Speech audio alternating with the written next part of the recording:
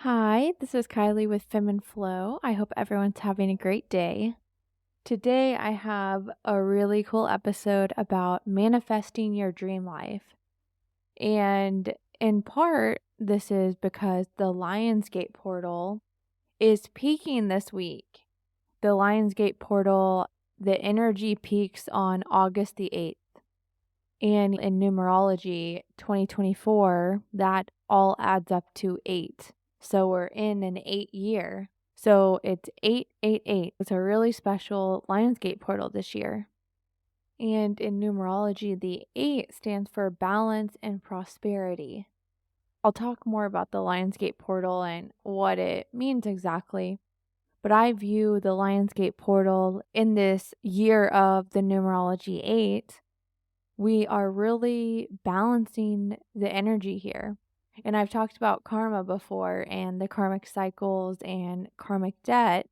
And yes, I do believe that's not a thing anymore. That's been eradicated. Karma is the karmic cycles and karmic debt, the whole cycle of how this reality used to work, but now that's no longer a thing. But some people call karma the whole what goes around comes around type of energy. But to me, that's not karma. That's just innately how energy works. What goes around comes around. What you send out will pull back into your reality. I talk about that a lot with quantum physics and how we create our reality. And I'll get more into that in a minute. But if you think about numerology 8 with balance and prosperity, I really see this as the wrapping up of this cycle. Like all of the good energy you've been putting out, I see it pulling back to you in this Lionsgate portal in the year of an 8. So if you've been putting out this good high vibe energy of love, compassion, joy, I really see that pulling back to you during this Lionsgate portal. And I don't mean that on August the 8th, you're just going to be slammed with all of these blessings and all of these good things. That's when this energy portal, essentially, the energy is just heightened. That's what I mean by energy portal. The energy is very heightened. It opens that up. It opens that floodgate up. And then this energy, you'll start to align with it. And it won't all just pour in on that day. It doesn't happen like that. We're in the physical, we're in the 3D. It's more dense here. So things play out more on a realistic timeline. And it just plays out a little slower than it all dumping into your reality. So just do all of these great things, get in alignment with your heart, live in those high vibe energies, really work on yourself. Release density within your body, any negative emotions, any trauma, and really work to release that and live in align with the high vibrational emotions. And if you do that, when these high vibrational energy portals open and the energy is just heightened because of where we're aligned in the universe, then you're already aligned and that energy is going to align to you, and that is what's going to pull into your reality. So I think I already mentioned, but the Lionsgate portal, the energy peaks on August the 8th, which is Thursday. And that's when our sun aligns with the star Sirius, which is a spiritual sun. And this is truly the best time of the year to manifest. It's a huge cosmic energy gateway for high frequency energy to come in, transform, and transmute us. We just need to be sure we're available and open and aligned with this energy. So we need to make sure to do the work, clear the density, clear the trauma from our bodies, so we can anchor all of this high vibrational energy in. So hopefully you've been doing the work and you've been clearing density and trauma from your body. And if you're ready to go, then truly set the intention that you want to utilize this Lionsgate energy, you want to pull in this high frequency energy, and you're ready for it. And I'll get more into it in this episode about how to manifest your dream life. I just wanted to give a little background first on the Lionsgate portal, what that actually means and how we're in this amazing year of the 8 in numerology. So we really need to harness this energy and we need to utilize it for our highest potential and our highest goals and our highest dreams. And we can use this to manifest our dream life because this is potent energy. And like I said, it's just really potently available to us because where our sun is aligned with the star Sirius, and it's just all about the alignment of the universe. That's what kind of turns the faucet on and off and magnifies some energies. It's all about where we're aligned. Everything's energy in the end. So that was a great opener about what the Lionsgate portal is and what it means and a little background on that. If you listen to my other podcast episodes, you know I talk a lot about quantum physics and how this reality works. In previous episodes, I touch on how we create our reality, and we create it constantly by the emotional frequency we are putting out via our toroidal flow of energy and our toroidal field of energy. And if you've listened to those episodes, you already know how this works, and you know the concept and the mechanics of it already. But we literally are creators. And we are constantly creating our own reality, whether you know it or not.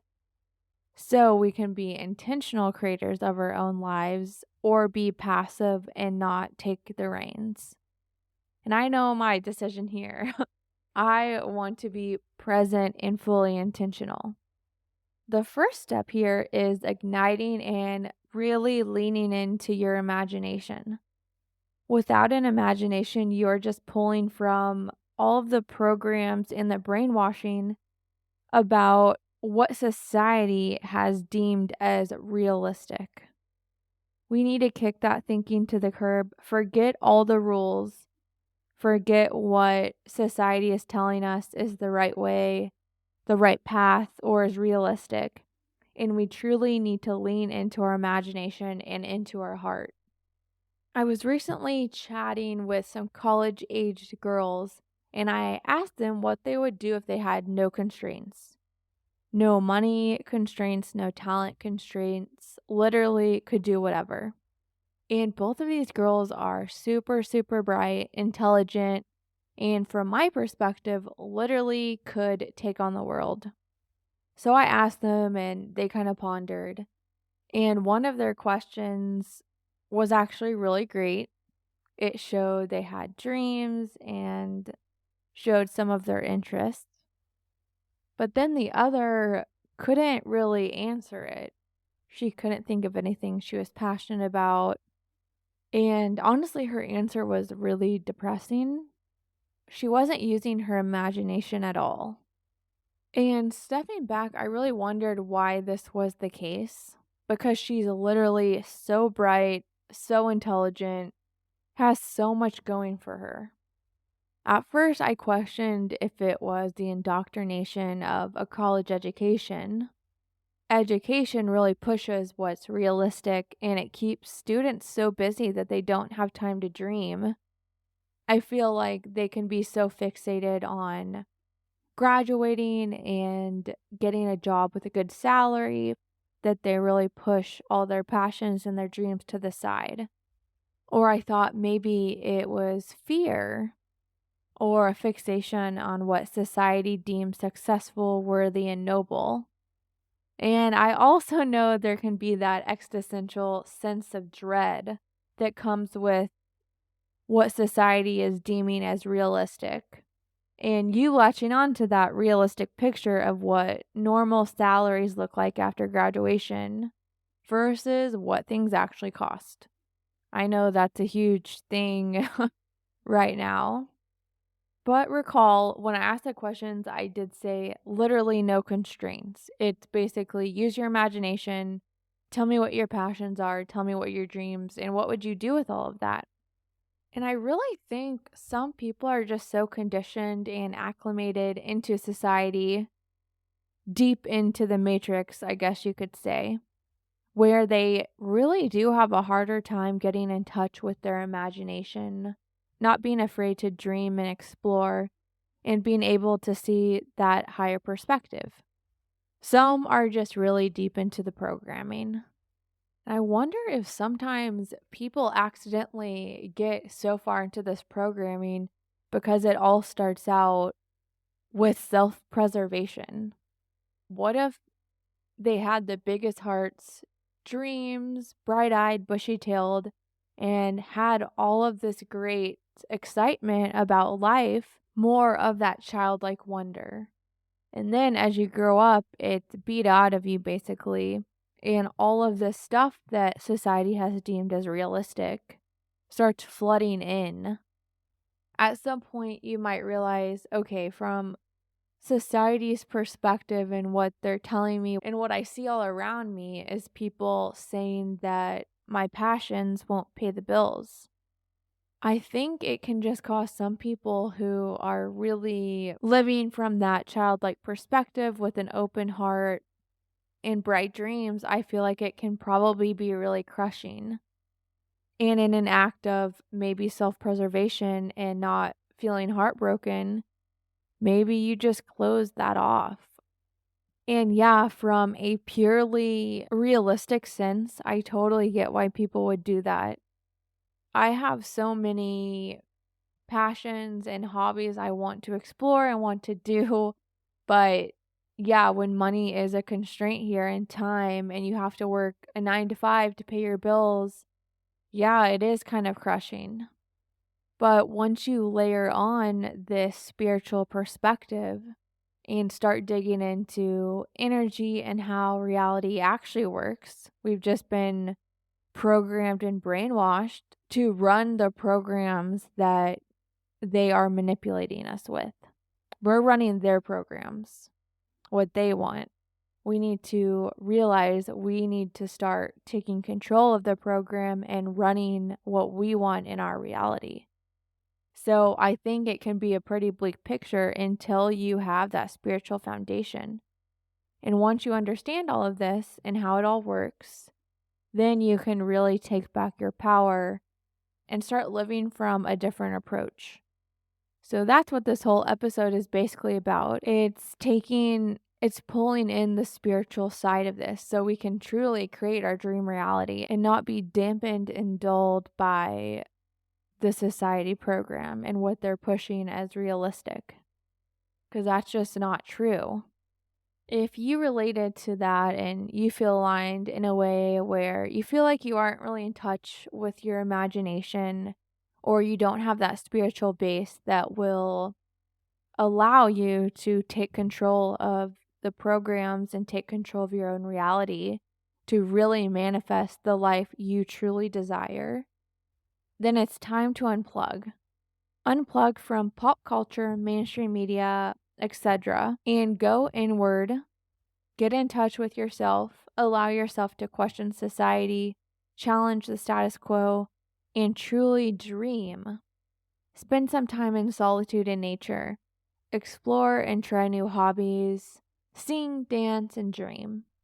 I was talking to my husband recently about my favorite restaurant. It's my favorite restaurant in a city that I used to live in, and unfortunately, the restaurant closed during the pandemic. Well, actually, I looked up. The owner sold her portfolio of restaurants to someone else, and this specific restaurant that was my favorite, they just changed the concept. But moving on, the restaurant was really small, very intimate, very sexy. Everything was just perfectly detailed and impeccable. It had amazing food, and every little detail was perfection. You could really tell that the owner had an eye for detail and a palate for great food. She had a really keen eye for design, and you could tell she really excelled at creating stunning spaces that immersed you into her own world and her own vibe. That restaurant in particular was really spectacular, but her other restaurants were really, really wonderful as well. Every detail was immaculate, and when you went in, you saw all the little details. and they almost felt like layered and textured and sexy, and a lot was going on, but yet the perfect amount. I don't know. It was just really, really spectacular and special. And just from having friends in the restaurant industry and then also seeing that specific restaurateur in a magazine, it really did appear like she had a lot of money anyways, and maybe the restaurants were more of a passion project. I'm not certain about that, but I know a few other restaurants like this where they're more of a passion project and they're not really concerned about paying their bills off the restaurant. And I know restaurants can be a really tricky industry. The margins can be slim. So when you see something absolutely spectacular where it doesn't seem tied to profit in any way, then it makes you think about it a little more. Anyways, it doesn't matter either way if it was a passion project or it did pay the bills, but it did get the conversation with my husband going. I was talking about how I missed it, how she was just so inspirational and the style was impeccable. So then I started talking to my husband and telling him, think about a world where money is not a constraint and you could create projects and businesses purely around your passions and your interests. Think about a world where the business didn't live and die by margins and profits. And then think about it. If you could operate your businesses or your projects or your hobbies in this way, they would be so unique and so special.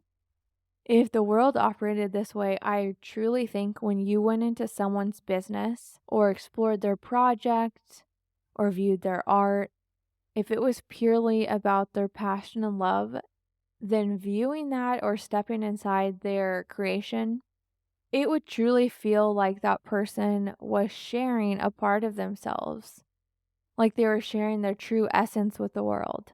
It would be so special to have a society set up like this. People wouldn't have businesses to make a living and they wouldn't have to make decisions based on finances. It would truly be all about taste, passion, and how that person views life and interacts with society and the world around them. It would just be so beyond incredible. And I kind of mentioned I have a lot of passions and hobbies that I would love to explore. And I won't get into my personal ideas or what I would create here because this is more about you. What would you create? What would you do? And you don't even need to create something physical if you don't feel called to that. It could even just be doing your hobbies. What would you do and how would you spend your days? How would you share your essence and your passions and your heart with others? I think this is so important, so just marinate and think about this. Either pause the episode or take some time later today to think about this and journal about it. Journal about what would you do if money was no constraint? And then what about if money and talent, they both were no constraints? And also think about this. When you answer the question, what would you do if money and talent were no constraints? Really be honest with yourself. Is this actually an area that you have no talent, or have you just not tried or practiced it? If you enjoy something enough to write it down, it's definitely worth exploring, or at least trying something related. Remember, use your imagination. Totally forget about society, education, and what all of the programming tells you. So after you do this, think about the themes that stand out. Maybe you love the outdoors or are naturally drawn to things you consider beautiful. Maybe the theme is art or plants or music. It could literally be anything. So once you have your dreams written down and a theme, think about things you can do today, this week, or do often even, that incorporate this theme and brings in that essence. While the big dream or the big idea may seem too big, daunting, or unrealistic at the moment, you can start to do smaller things now that have that same essence or same vibe. And with you starting now and doing things that have that same essence, that same feel, that same vibe, that will energetically draw that bigger thing towards you. Everything you do puts out an emotional frequency. When you're doing things you love and you're passionate about, you are literally putting that frequency out, and that frequency is going out into the quantum where there are tiny strings of energy vibrating at different frequencies. Your frequency going out into the quantum, it attaches to a wave of energy, and it changes that wave of energy into a particle of the same frequency or same vibration. And then that is pulled back into our reality. This is essentially how we create our own reality. So even if you're not doing that big dream, the big picture idea, if you're doing smaller things that fit in with that vibe, fit in with that essence, you are manifesting it. You're putting out the vibration and putting out the frequency saying, I want more of this pulled into my life. For example, if you dream of being a Michelin star pastry chef and you want to own a famous shop in Paris, just start baking beautiful creations for yourself and dream about it.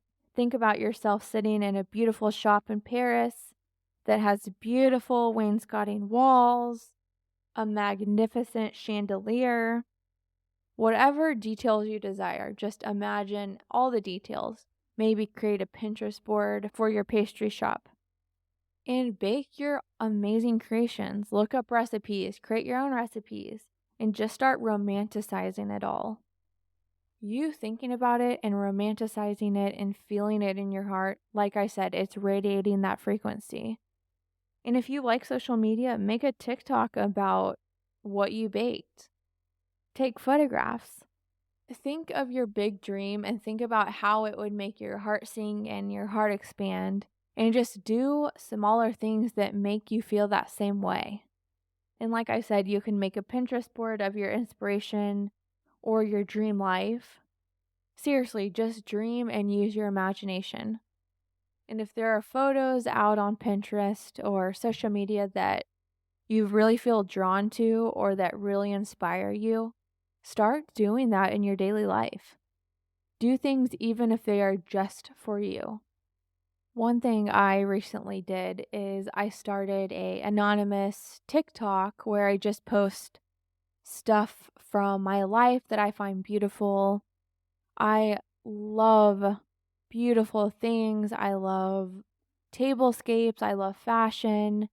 I just love finding the beauty in life. And I love creating beauty in my life.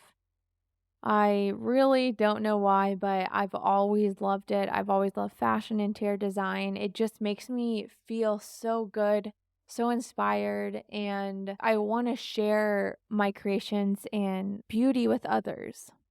It feels really big and I can't really explain it all, so I won't try to explain it all. But basically, I started an anonymous TikTok where I just share things from my daily life that I find beautiful. And it's a new thing. And I think part of it is because I see other people's TikTok and it inspires me. So I'd love to inspire others in the same way. But one video that inspired me recently was a lady ordered this caviar and all the accoutrement, and during a solo night at home by herself, she just enjoyed it all. And I thought, you know what? That is so true. We should be celebrating our life and celebrating even if it's just us. So that's what I did over the weekend. I ordered some caviar and all of the great additions, and I got out my beautiful servingware and my beautiful dishes, lit a candle, got out my linen napkins, just made it really beautiful. And I just like doing that. It feels very creative, it feels beautiful and fun. Some people might not relate to that, I'm not sure, but to me, I love it. It's really special and fulfilling.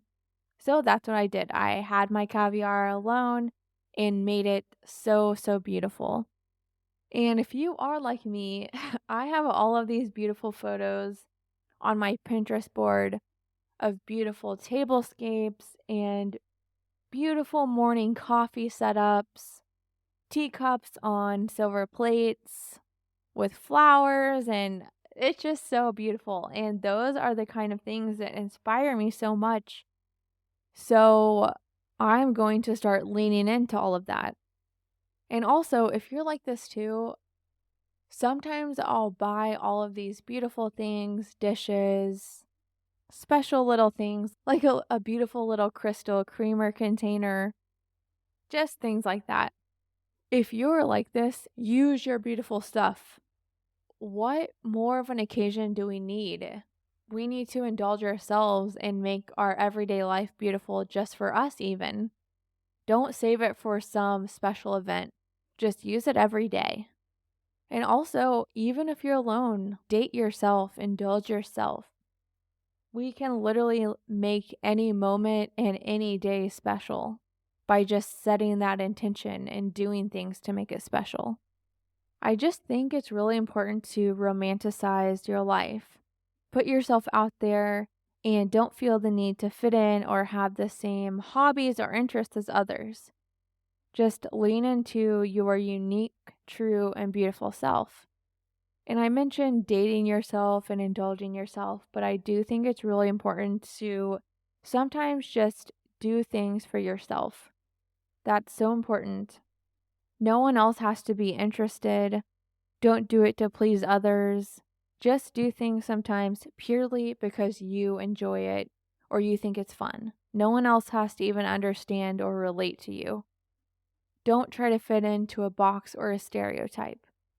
Because when we manifest our dream life, we really want to be in that vibe of we have it, not that we want it. So even if, yeah, technically we may want this big dream idea that seems so far away and so unreachable, but like I said, if we start doing the small things that have the same vibe and same essence, that's being in the vibe of having it already. So just do that. Feel that in your heart, enjoy it, and that is how you're going to be in the vibe of already having it. Well, earlier I said I won't mention my own because this is about you, but this really just is a great example. So, one of my big dreams would be owning different resorts, like beachside resorts that have restaurants and all the little detail, every little detail, no detail spared, like five-star resort vibe where you walk in and think, oh my gosh, every detail of this place is impeccable. They've thought of everything.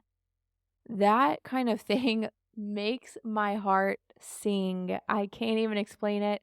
I'm obsessed with it. I love it. It's incredible to me. And I know a lot of people might not feel that way. They might not walk into a place and see every small detail like I do. That's something that makes me unique, probably. But so obviously, owning a beachside resort, five-star resort, is a huge dream and it would be a huge financial decision. But when I do things like set the table beautifully or make coffee special in the morning by putting it on a tray and making it look beautiful, even by using linen napkins or tablecloths that I love, and by having caviar but setting it up beautifully. All of those are just in that same essence. Because, yeah, the big picture might be five-star resort, every detail, all of your imagination is manifested essentially.